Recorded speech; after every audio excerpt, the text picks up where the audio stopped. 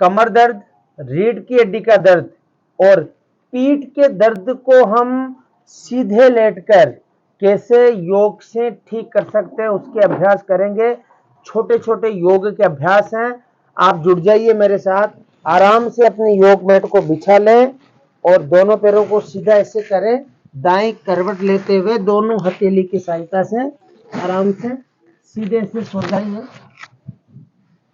और सोने के बाद दोनों पैर ऐसे एकदम सीधे कर लें और फिर दोनों घुटने से आराम से मोड़ लें। तो पहला हमारा जो अभ्यास है वो है सेतु बंद का अभ्यास। सेतु बंद आसन। दोनों हथेलियां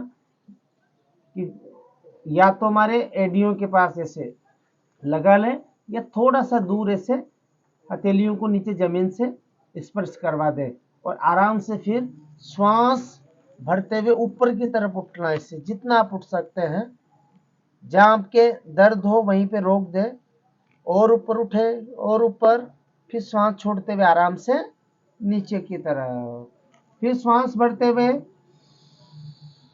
ऊपर ऊपर, फिर श्वास छोड़ते हुए नीचे की तरफ।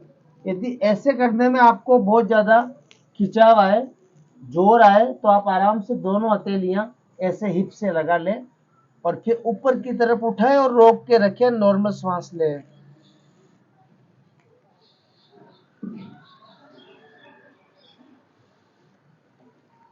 फिर आराम से नीचे की तरफ, फिर वापिस अभ्यास ऊपर फिर नीचे। ये हमारा पहला अभ्यास है। इसके बाद आराम से दोनों पैर सीधे करेंगे और दोनों पैरों को थोड़ा अंदर बाहर करेंगे और फिर वापस दोनों घुटने से मोड़ लें और हमारी एडियों को हिप के पास और आराम से दोनों पैरों को ऐसे मिला लीजिए और दोनों हाथ ऐसे खोलिए। ये मरकट आसन। बाएं तरफ ऐसे ले जाए, दाईं तरफ आपको देखना है, फिर दूसरी तरफ श्वासों के साथ। कम से कम इसको भी 20 बार करने का प्रयास करना है। ज्यादा समस्या हो तो आप थोड़ा राउंड बढ़ा दें, थोड़ा ऐसे होल्ड भी रख लें। कमर, रीढ़ की हड्डी और पीठ वाला भाग पूरी तरह सही होगा, अच्छा बनेगा।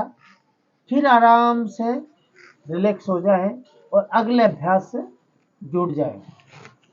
अब अगला अभ्यास करने के लिए दोनों पैर ऐसे खोल लें और मरकट आसन की अवस्था में ही जाना है, लेकिन इसमें कमर को इस बाएं वाले हाथ के तली से और इधर धक्का मारना है, जिससे आपकी कमर पे अच्छा सा खिंचाव आ जाए। ऐसे ही दूसरी तरफ देखिए, आराम से दूसरी तरफ और ऐसे दाएं वाले हाथ के तली से इधर की तरफ धक्का मारना है।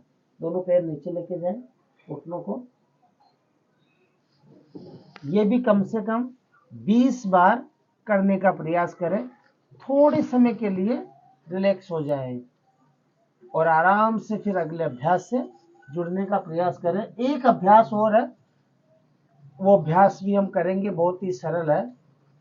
दोनों पैर ऐसे ही रहेंगे, दोनों हथेलियां हिप के पास ऐसे, और यहां से हल्का सा ऊपर ऐसे उठेंगे। पीठ जमीन से लगी हुई रहेगी, हिप ऊपर रहेगा, रीढ़ की हड्डी ऊपर की तरफ, कमर भी ऊपर और गर्दन भी ऊपर, और फिर आराम से रिलैक्स हो जाएंगे। एक बार वापस देखिए, एडी नीचे लगी हुई है, कोहनियां लगी हुई है, गर्दन ऊपर उठी हुई है, हिप हमारा ऊपर उठा हुआ है, कमर और रीढ़ की नीचे वाला छोर ऊपर की तरफ है, और फिर आराम से रिलैक्स हो जाएंगे। रिलैक्स होने के बाद अपने स्थान पर वही दाईं करवट लेते हुए बैठ जाएं। 3 अभ्यास हमने कमर, रीढ़ की हड्डी और पीठ के भाग के लिए किया है। ये बहुत ही अच्छे अभ्यास है, सरल अभ्यास है। आप इन अभ्यासों को अपनाकर तीनों भागों को स्वस्थ कर सकते हैं। प्रणाम।